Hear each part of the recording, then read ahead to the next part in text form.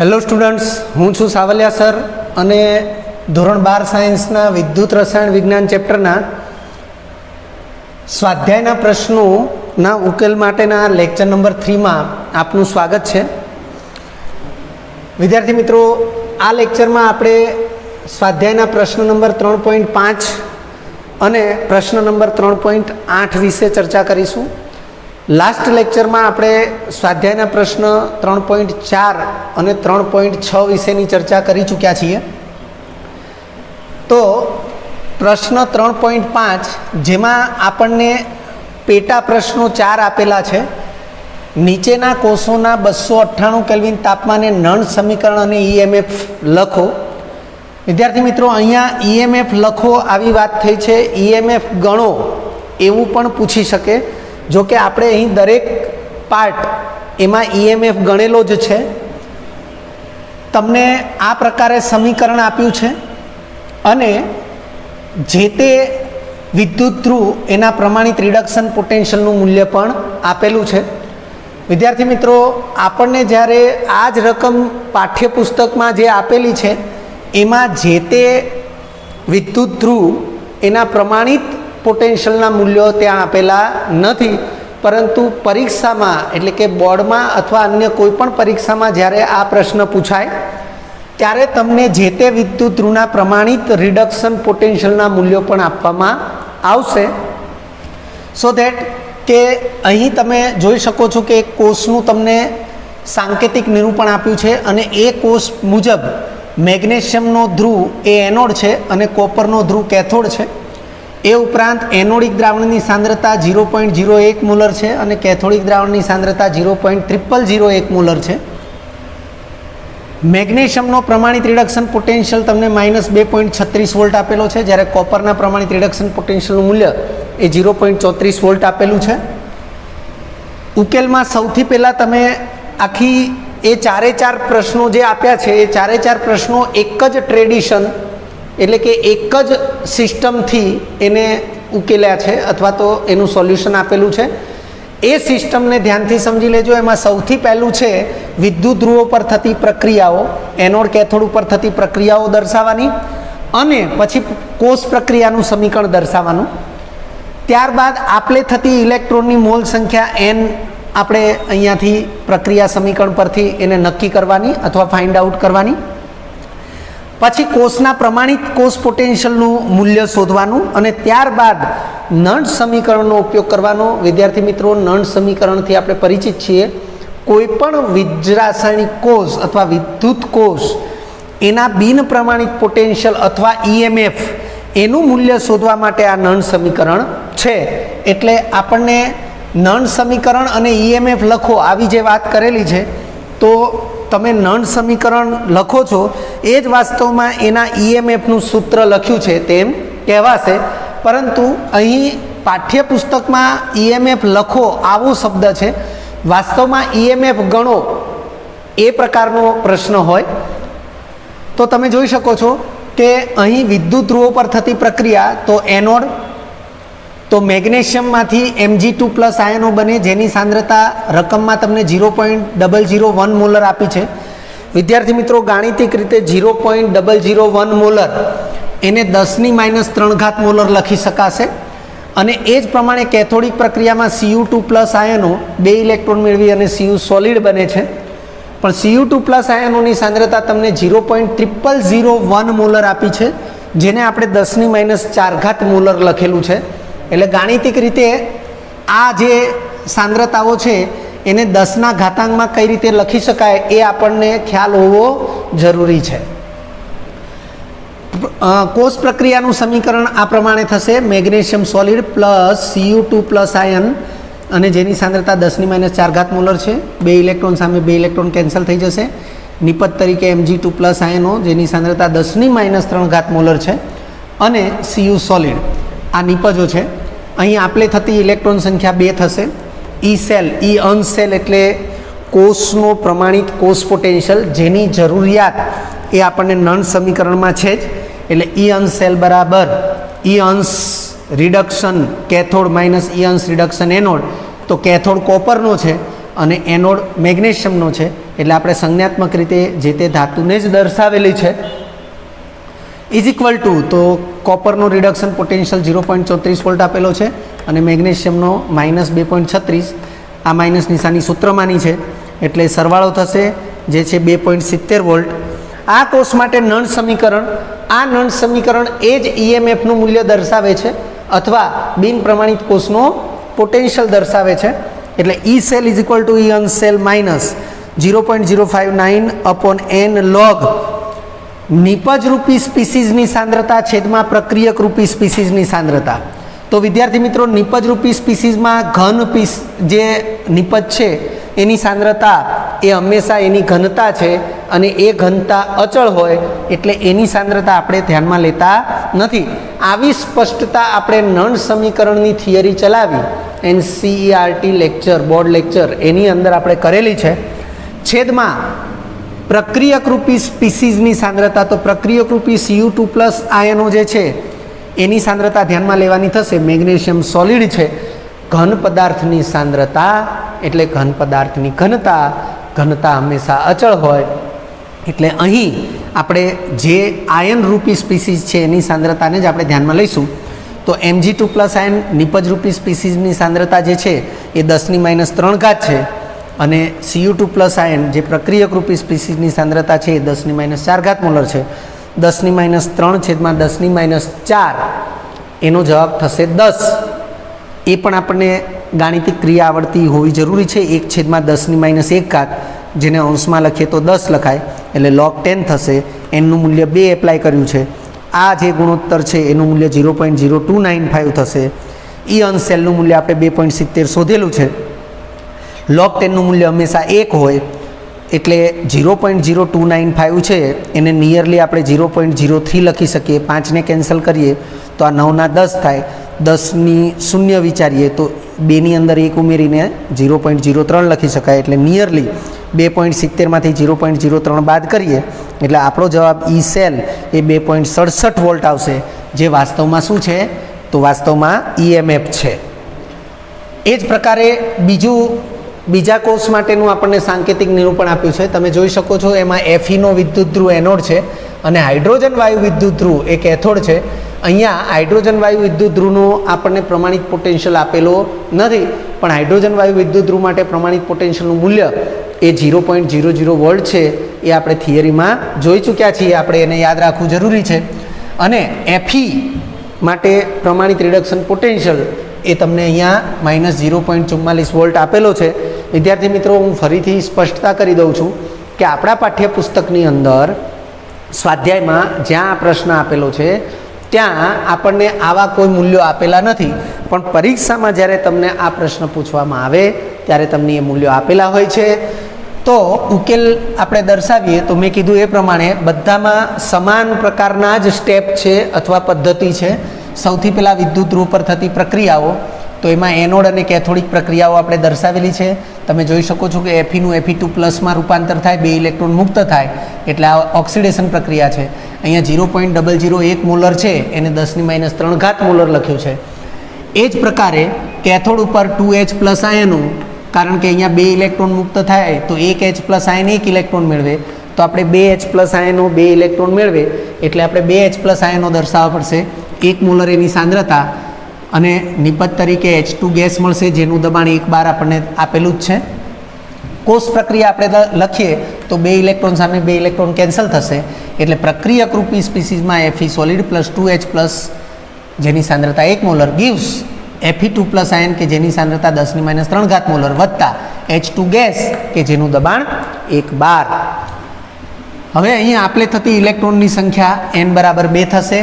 પ્રમાણિત કોષ પોટેન્શિયલ શોધવા માટે ઈ અંશ સેલ ઇઝ ઇક્વલ ટુ ઈ અંશ એટલે પ્રમાણિત રિડક્શન પોટેન્શિયલ કેથોડ માઇનસ પ્રમાણિત રિડક્શન પોટેન્શિયલ એનોડ. તો આપણે જોઈ શકીએ છીએ કે કેથોડ હાઇડ્રોજન વાયુ વિદ્યુત ધ્રુવ છે જેના પ્રમાણિત રિડક્શન પોટેન્શિયલનું મૂલ્ય એ 0.00 વોલ્ટ છે, માઇનસ Feના પ્રમાણિત રિડક્શન પોટેન્શિયલનું મૂલ્ય -0.44 છે એટલે માઇનસ માઇનસ પ્લસ થશે એટલે ઈ અંશ સેલ બરાબર 0.44 વોલ્ટ થશે. આ કોષ માટે નળ સમીકરણ તો EMF જ મળશે.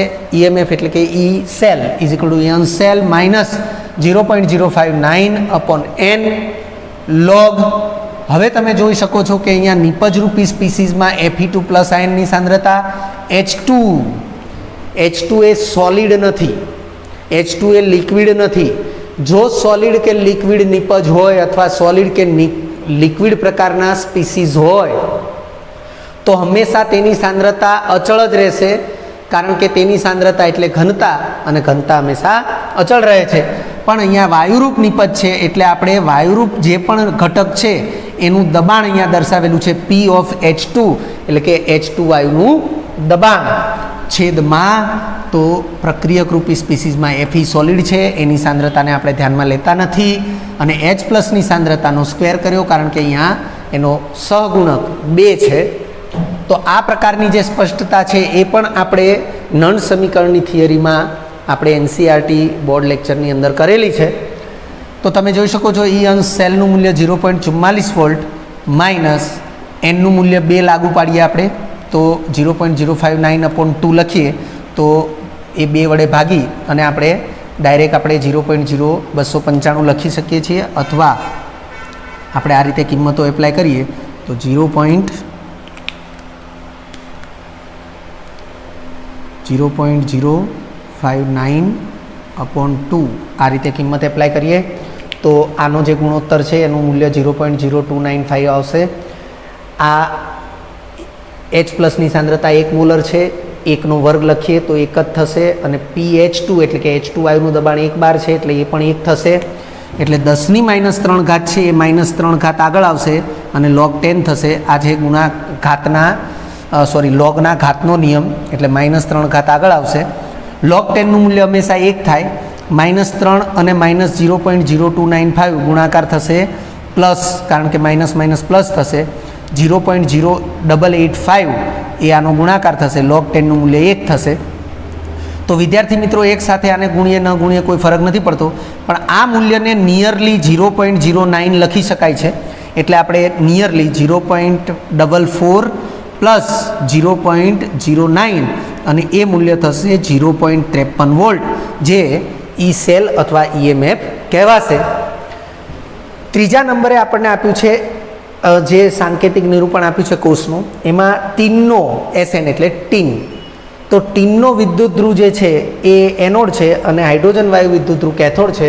અહીંયા જ્યાં Fe છે ત્યાં અહીંયા SN છે, એટલે દાખલામાં તમને સમાન સ્થિતિ જોવા મળશે. પણ તમે જોઈ શકો છો અહીંયા H+ની સાંદ્રતા 1 મોલર છે, જ્યારે અહીંયા H+ની સાંદ્રતા એ 0.02 મોલર આપેલી છે. તો તમને અહીંયા SNનો પ્રમાણિત રિડક્શન પોટેન્શિયલ આપેલો છે -0.14 વોલ્ટ. તો સૌથી પહેલાં તમે જોઈ શકો છો એ જ પદ્ધતિ મુજબ આપણે ગણી રહ્યા છીએ. વિદ્યુત ધ્રુવ પર થતી પ્રક્રિયાઓ, એનોડ પર થતી પ્રક્રિયા લખી છે, કેથોડ પર થતી પ્રક્રિયા લખી છે. પણ તમે અહીંયા જોઈ શકો છો 0.05 મોલર, એને આપણે 5×10⁻² મોલર લખ્યું છે. તો વિદ્યાર્થી મિત્રો, આવી કોઈ ગાણિતિક જે બાબત છે એ આપણને સ્પષ્ટ થવી જોઈએ કે 0.05 છે એને 5×10⁻² લખી શકાય. એવી રીતે 0.02 છે તો એને 2×10⁻² મોલર લખી શકાય. તો એ પ્રમાણે આપણે લખ્યું છે SNનું SN2+ ઓક્સિડેશન થયું, 2 ઇલેક્ટ્રોન મુક્ત થયા. SN2+ આયનની સાંદ્રતા 2×10⁻² મોલર છે. એવી રીતે કેથોડ ઉપર 2H+ આયન. શા માટે 2H+? તો 2 ઇલેક્ટ્રોન મુક્ત થાય છે, તો સામે 2 ઇલેક્ટ્રોન એ વપરાવા જરૂરી છે, એટલે એક H+ આયન એક જ ઇલેક્ટ્રોનનો યુઝ કરે છે, તો 2H+ ion 2 electron વાપરશે. H2 gas બનશે. 1 બાર દબાણ એ આપેલું જ છે આપણને, 1 બાર દબાણ અહીંયા. અને કોષ પ્રક્રિયા જે છે એમાં તમે જોઈ શકો છો કે ડાબી બાજુએ પ્રક્રિયક તરીકે SN સોલિડ છે, 2H+ આયનો છે જેની સાંદ્રતા 2×10⁻² મોલર છે. તીરની નિશાનીની જમણી બાજુએ આપણે આ જગ્યાનો અભાવ છે, તમે ચોપડાની અંદર પણ લખશો કે પુરવણીની અંદર લખશો, જગ્યાનો અભાવ હોય તો તમે આ રીતે લખી શકો છો. તીરની નિશાની તમે અહીંયા દર્શાવો એના બદલે તમે અહીંયા દર્શાવો એ વધારે યોગ્ય છે. યોગ્ય પદ્ધતિ આ છે. એટલે તીરની નિશાની અને જમણી બાજુએ આ નિપજ છે SN2+ આયનો જેની સાંદ્રતા 5×10⁻² મોલર છે, વત્તા H2 ગેસ જેનું દબાણ 1 બાર છે. અહીંયા પણ n બરાબર 2 થશે, એટલે લખ્યું છે આપલે થતી ઇલેક્ટ્રોન સંખ્યા n બરાબર 2 તેમજ ઇયન સેલ તો કેથોડના પ્રમાણિત રિડક્શન પોટેન્શિયલમાંથી એનોડનું પ્રમાણિત રિડક્શન પોટેન્શિયલ બાદ કરીએ તો તમે જોઈ શકો છો કેથોડ એ હાઇડ્રોજન વાયુ વિદ્યુતધ્રુવ છે અને એનોડ એ એસએન છે. તો 0.00 વોલ્ટ માઇનસ તો એસએનનો પ્રમાણિત રિડક્શન પોટેન્શિયલ એ -0.14 વોલ્ટ આપેલો છે. આ માઇનસ માઇનસ પ્લસ થઈ જશે એટલે પ્રમાણિત કોષ પોટેન્શિયલ એ 0.14 વોલ્ટ થશે. હવે નળ સમીકરણનો ઉપયોગ કરીએ છીએ. દરેક ઉકેલમાં આપણે જોયું છે કે નળ સમીકરણ એ બિન પ્રમાણિત પોટેન્શિયલ અથવા ઈએમએફ તરીકે આપણે એને ઓળખીએ છીએ. તો E cell is equal to E on cell minus 0.059 upon n log. હવે તમે જોઈ શકો છો કે આપણી પ્રક્રિયા છે એમાં નિપજ તરીકે આ બે સ્પીસીસ છે, SN2 પ્લસ આયનો અને H2 ગેસ.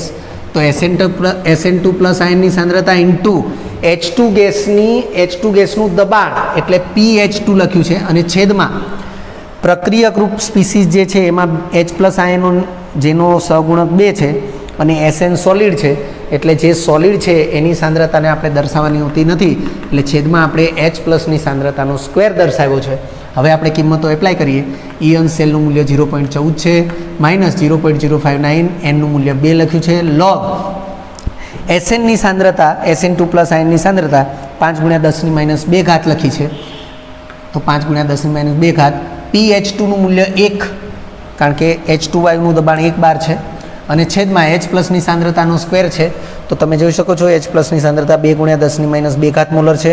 તમને અહીંયા 0.02 આપ્યું છે અને આપણે એને 2 × 10⁻² મોલર દર્શાવ્યું છે અને એનો સહગુણક 2 છે એટલે અહીંયા H પ્લસનો સ્ક્વેર જે છે એટલે 2 × 10⁻² સ્ક્વેર થશે.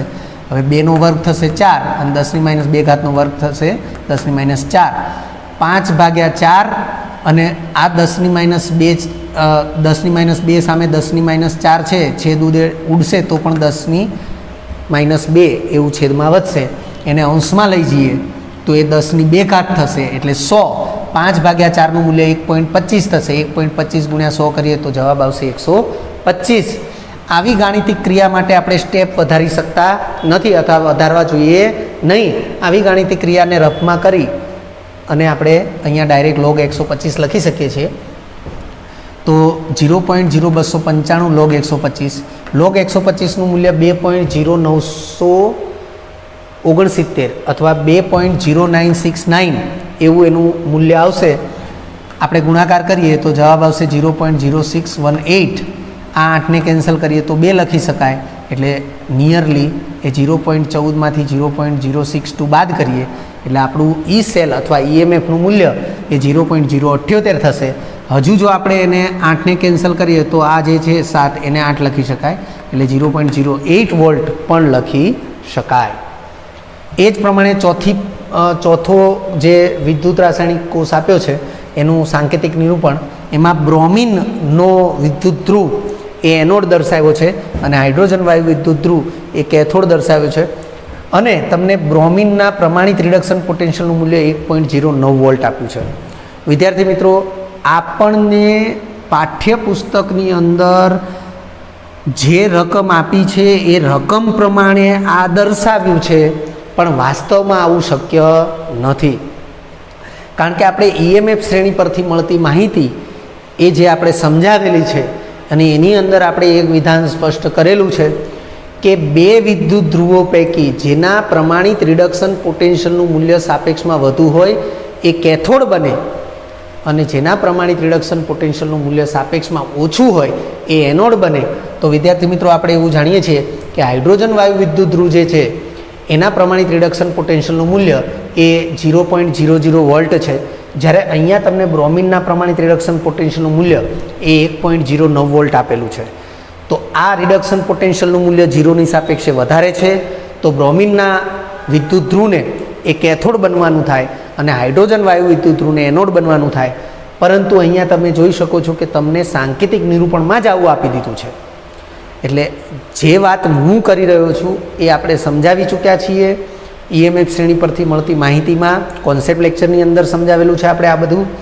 તો અહીંયા આ જે આપ્યું છે એ જ પ્રમાણે આપણે આગળ વધીશું અને એ પ્રમાણે જો આપણે આગળ વધીશું તો ઈ અંશ સેલનું મૂલ્ય આપણને ઋણ મળશે.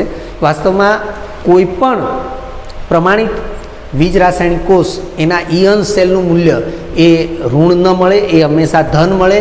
જો ગણતરી કરવાથી ઋણ મળે છે તો એવું સમજવાનું કે જેને વાસ્તવમાં એનોડ સમજવાનો હતો એને આપણે કેથોડ લઈ લીધો છે, અને જેને કેથોડ લેવાનો હતો એને આપણે એનોડ સમજી લીધો છે.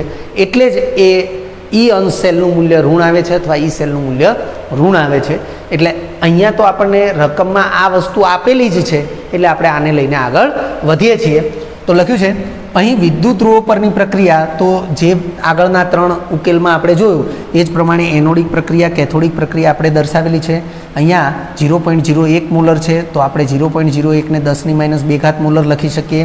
એવી રીતે 0.03 છે એને 3 × 10⁻2 મોલર લખી શકીએ. 2 Br માઇનસ આયનો એ Br2માં કન્વર્ટ થઈ અને 2 ઇલેક્ટ્રોન મુક્ત કરે છે. આ ઓક્સિડેશન પ્રક્રિયા છે. એવી રીતે 2H+ આયનો 2 ઇલેક્ટ્રોન મેળવીને H2 ગેસ બને છે. આ રિડક્શન પ્રક્રિયા છે. અહીંયા આપણે જે રીતે લખ્યું છે એ જ પ્રમાણે આપણે આ 2 પ્રક્રિયકો છે, તીરની નિશાનીની જમણી બાજુએ છે, નિપજો છે. અને અહીંયા તમે જોઈ શકો છો કે આપલે થતી ઇલેક્ટ્રોનની સંખ્યા n બરાબર 2 છે. ઈ અંશ સેલનું મૂલ્ય તમે જુઓ કે અહીંયા આપણને જે પ્રમાણે આપ્યું છે એમાં કેથોડ તરીકે હાઇડ્રોજન વાયુ વિદ્યુત ધ્રુવ છે અને એનોડ તરીકે બ્રોમિન વિદ્યુત ધ્રુવ છે. એટલા માટે આપણે ઈ અંશ H+/H2 એટલે કે reduction potential cathode minus reduction potential anode, તો એ પ્રમાણે આપણે 0.00 માઇનસ આ જે છે એ અને Br બ્રોમિન એના પ્રમાણિત રિડક્શન પોટેન્શિયલનું મૂલ્ય 1.0 બાદ કર્યું એટલે આપણને ઈ અંશ સેલનું મૂલ્ય -1.0 વોલ્ટ મળ્યું. એટલે અહીંયાથી આપણને ખ્યાલ આવી જાય કે વાસ્તવમાં બ્રોમિનનો વિદ્યુત ધ્રુવ એ કેથોડ બનવો જોઈએ અને હાઇડ્રોજન વાયુ વિદ્યુત ધ્રુવ એનોડ બનવો જોઈએ. પણ આપણે જે પ્રમાણેનું રકમમાં આપ્યું છે એ જ પ્રમાણે આપણે લઈને આગળ વધી રહ્યા છીએ.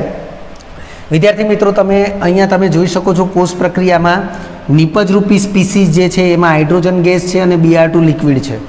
તો હમણાં આપણે વાત કરી એ પ્રમાણે કે જો વાયુરૂપ પદાર્થ હોય તો એની સાંદ્રતા એ દબાણમાં વિચારવી પડે, પણ ઘન અથવા પ્રવાહી રૂપ નિપજ હોય અથવા ઘન અથવા પ્રવાહી રૂપ પ્રક્રિયક હોય તો એની સાંદ્રતા હંમેશા અચળ લેવામાં આવશે, કારણ કે એની સાંદ્રતા એટલે એમની ઘનતા છે ને ઘનતા હંમેશા અચળ રહે છે. તો તમે જોઈ શકો છો નળ સમીકરણ ઈ સેલ ઇઝ ઇક્વલ ટુ ઈ અંશ સેલ માઇનસ 0.059/n log. હવે તમે જોઈ લો નિપજરૂપી સ્પીસીસ, તો નિપજરૂપી સ્પીસીસમાં H2 ગેસ છે તો તમે અહીંયા જોઈ શકો છો PH2 લખ્યું, એનો મતલબ H2 વાયુનું દબાણ. પછી Br2 લિક્વિડ છે તો ગુણ્યા કરીને મેં ચોરસ કૌંસ કર્યો અને Br2 લિક્વિડ લખ્યું. પણ વિદ્યાર્થી મિત્રો, મેં કીધું એ પ્રમાણે Br2 લિક્વિડ, તો જે લિક્વિડ છે એની ઘનતા અચળ છે અને અચળ તરીકે આપણે 1 લખીએ છીએ, અને H2 વાયુનું દબાણ તો 1 બાર આપેલું જ છે તો આપણે 1 લખીએ છીએ છેદમાં H+ની સાંદ્રતાનો સ્ક્વેર. તમે જોઈ શકો છો H+ આયનનો સહગુણક 2 છે, એવી રીતે Br- નો સહગુણક 2 છે. એટલે છેદમાં પ્રક્રિયક રૂપી સ્પીસીસની સાંદ્રતા દર્શાવવાની થાય તો H+ની સાંદ્રતાનો સ્ક્વેર દર્શાવીશું, Br- સાંદ્રતાનો પણ સ્ક્વેર દર્શાવીશું. જો અહીંયા સહગુણક તરીકે 3 હોય અને અહીંયા 2 હોય તો આપણે H+ની સાંદ્રતાને 3 ઘાત દર્શાવવી પડે, Br- સાંદ્રતાની 2 ઘાત જ દર્શાવવી પડે. તો અહીંયા તો સહગુણક 2 છે એટલે આપણે એના ઘાતાંક તરીકે 2 લખેલા છે. હવે તમે H+ની સાંદ્રતા તો 3 × 10⁻2 છે, તો 3 × 10⁻2 વર્ગ, અને Br- સાંદ્રતા તો Br- સાંદ્રતા એ 10⁻2 મોલર છે તો 10⁻2 વર્ગ. 3 વર્ગ થશે 9, 10⁻2 વર્ગ થશે 10⁻4, આ પણ 10⁻2 વર્ગ છે એટલે 10⁻4 થશે. તો તમે જોઈ શકો છો 10⁻8 થશે, જે છેદમાં છે, અંશમાં લખીએ તો 10⁸/9 થશે. લોગ માટે ભાગાકારનો નિયમ લાગુ પાડીએ તો લોગની બાદબાકી થાય એટલે 10⁸ માઇનસ લોગ લોગ 10⁸ લોગ 9 થશે. લોગ 10⁸ એનો જવાબ 8 આવશે અને લોગ 9નો જવાબ આવશે 0.9542. બાદબાકી કરીએ તો જવાબ આવશે 7.0458. અને આ જે 0.059/2 n બરાબર 2 એ આપણે જોઈ શકીએ છીએ, તો એનો જવાબ તો 0.029 છે જ, અને 0.0295 સાથે આપણે આ 7.0458ને ગુણીએ તો એ જવાબ આવે છે 0.20785 અને એને આપણે નિયરલી 0.21 લખી શકીએ. એટલે -1.09 એમાંથી આપણે 0.21 બાદ કરીએ એટલે વાસ્તવમાં એનો સરવાળો થશે અને એ મૂલ્ય આવશે 1.30 એટલે -1.30 વોલ્ટ એ આ કોષનો EMF અથવા પોટેન્શિયલ ગણાશે. ત્યારબાદ છે પ્રશ્ન 3.8. વિદ્યાર્થી મિત્રો, પ્રશ્ન 3.8 જે છે એમાં તમને KClના દ્રાવણની સાંદ્રતા મોલારિટીમાં આપેલી છે, મોલ પ્રતિ લિટર સાંદ્રતા, અને 298 કેલ્વિન તાપમાને એની વાહકતા. વિદ્યાર્થી મિત્રો, જે વાહકતાનો ઉલ્લેખ અહીંયા આપણે કરી રહ્યા છીએ તો આપણે NCERT બોર્ડ લેક્ચરમાં પણ સમજાવી દીધું છે કે જ્યાં આ વાહકતાનો ઉલ્લેખ થયો છે એ વાહકતા 0.0248 પણ એકમ તમને સિમેન્સ પ્રતિ સેન્ટીમીટર જે આપ્યો છે એ વાસ્તવમાં વિશિષ્ટ વાહકતાનો એકમ છે. તો ત્યાં પણ આપણે એવું સ્પષ્ટતા કરેલી છે કે IUPACએ એ વિશિષ્ટ વાહકતાને જ વાહકતા તરીકે ઓળખવાનો નિર્દેશ કરેલો છે. એટલે હવે પછીના અભ્યાસમાં જ્યાં જ્યાં પણ વાહકતાનો ઉલ્લેખ થાય ત્યાં મૂલ્ય પછી જે એકમ આપ્યો હશે એ હંમેશા વિશિષ્ટ વાહકતાનો જ હશે. એટલે વાહકતાનો ઉલ્લેખ છે એ વાસ્તવમાં વિશિષ્ટ વાહકતા જ છે અને તેની મોલર વાહકતા આપણે શોધવાની છે. એટલે KClના દ્રાવણની મોલર વાહકતા આપણે શોધવાની છે. તો આપણે અહીંયા ડેટા લખેલો છે કે સાંદ્રતા C એ 0.20 લખ્યું છે, તો આપણે 0.2 લખ્યું છે કારણ કે 2 પોઈન્ટ પછી આ 2 છે ને એને પછી જે શૂન્ય લખ્યો છે એને અર્થસૂચક અંકમાં ગણી શકાતો નથી. જેમ કે તમે પાઠ્યપુસ્તકની અંદર તમે જોશો તો 0.010 મોલર આપ્યું છે, 0.030 મોલર આપ્યું છે, એમ છતાં મેં અહીંયા 0.01 મોલર લખ્યું છે, 0.03 મોલર લખ્યું છે. તો આ 1 પછીનું શૂન્ય કે 3 પછીનું શૂન્ય છે એ અર્થસૂચક સંખ્યામાં ગણાતા નથી. સો ધેટ કે મેં અહીંયા 0.20 લખ્યું છે પણ મેં અહીંયા 0.2 મોલર લખ્યું છે. પછી તમને અહીંયા વાહકતા K લઈશું. વાસ્તવમાં K એટલે વિશિષ્ટ વાહકતા છે, બરાબર. તો અને ફક્ત વાહકતા હોય તો એ G છે. તો એ બધી બાબતોની સ્પષ્ટતા આપણે NCERT લેક્ચરમાં કરેલી છે. તો વાહકતા K બરાબર 0.0248 સિમેન્સ પ્રતિ સેન્ટીમીટર. તો આ જે 0.0248 છે એને 2.48 ગુણ્યા 10⁻²² સિમેન્સ પ્રતિ સેન્ટીમીટર. હવે આપણે મેં અહીંયા રેફરન્સમાં NCERT બોર્ડ લેક્ચર 21 લખ્યું છે. એ એટલા માટે લખ્યું છે કે તમે એને રિફર કરી લો. અને એ શા માટે? તો એ લેક્ચરની અંદર આપણે આવી સ્પષ્ટતા કરેલી છે કે જો તમને સાંદ્રતા એ મોલ પ્રતિ લિટરમાં આપી હોય, આ મોલર એટલે મોલ પ્રતિ લિટર, તમે જુઓ કે સાંદ્રતા Cનું મૂલ્ય એપ્લાય કર્યું તો 0.2 મોલ પ્રતિ લિટર જ લખેલું છે. એટલે મોલરને વાસ્તવમાં કેપિટલ M એને વાસ્તવમાં મોલ પ્રતિ લિટર સાંદ્રતા પણ કહેવાય. જેની સ્પષ્ટતા એ 11 સાયન્સના ફર્સ્ટ ચેપ્ટરની અંદર પણ છે, જેની સ્પષ્ટતા એ દ્રાવણો ચેપ્ટરની અંદર પણ છે. એટલે તમને આ NCERT બોર્ડ લેક્ચર 21 છે એની અંદર આપણે આવું સમજાવી ચૂક્યા છીએ કે જો તમને દ્રાવણની સાંદ્રતા મોલ પ્રતિ લિટરમાં આપી હોય, વાહકતા સિમેન્સ પ્રતિ સેન્ટીમીટરમાં આપી હોય અને મોલર વાહકતા એ તમારે સિમેન્સ સેન્ટીમીટર સ્ક્વેર પ્રતિ મોલમાં જોઈતી હોય તો તમારે આ સૂત્રનો ઉપયોગ કરી શકાય. આવી સ્પષ્ટતા આપણે આ લેક્ચરમાં કરેલી છે. એટલે મેં અહીંયા રેફરન્સમાં એ લેક્ચર લખેલો છે. તો મોલર વાહકતા λm બરાબર K ગુણ્યા 1000 ભાગ્યા C. આ K એ વાહકતા છે જેનો એકમ સિમેન્સ સેન્ટીમીટર ઇન્વર્સ છે. તો તમે જોઈ શકો છો મૂલ્ય એપ્લાય કર્યું, બાજુમાં સિમેન્સ સેન્ટીમીટર ઇન્વર્સ લખ્યું છે. આપણે lecture number 21 NCERT board lecture number 21 વિદ્યુત રસાયણ વિજ્ઞાન, તો એમાં આપણે આ 1000 જે લખ્યા છે સૂત્રમાં એ 1000 તો બાજુમાં આપણે સેન્ટીમીટર ક્યુબ પ્રતિ લિટર એવું દર્શાવેલું જ છે અને છેદમાં Cનું મૂલ્ય આપણે 0.2 મોલ પ્રતિ લિટર લખેલું જ છે. તો પ્રતિ લિટર કેન્સલ થઈ જશે.